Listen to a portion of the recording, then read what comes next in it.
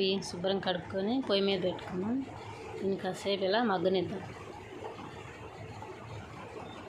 మగ్గిన తర్వాత పాలు పోసుకున్నాం. పాలు పోసుకొని కలుపుకొని 5 నిమిషాలు మగ్గనిద్దాం.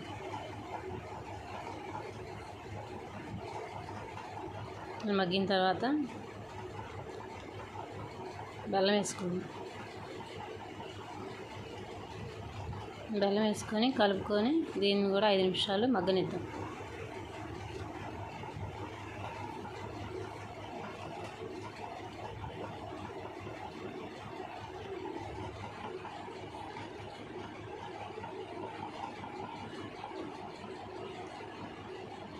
అలాగే పక్కన బాండి పెట్టుకొని కొద్దిగా నెయ్యి వేసుకొని కిస్మిస్లు అయితే ఫ్రై చేసుకుందాం.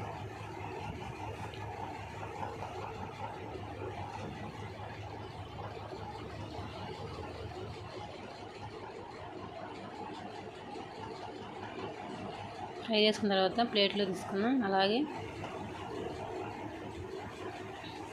జీడిపప్పులు కూడా వేసుకొని ఫ్రై చేసుకుందాం.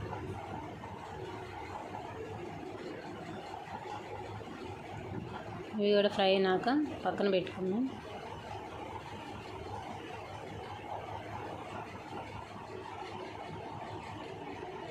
ఫ్రై చేసిన కిస్మిస్లు జీడిపప్పులు అయితే వేసుకుందాం.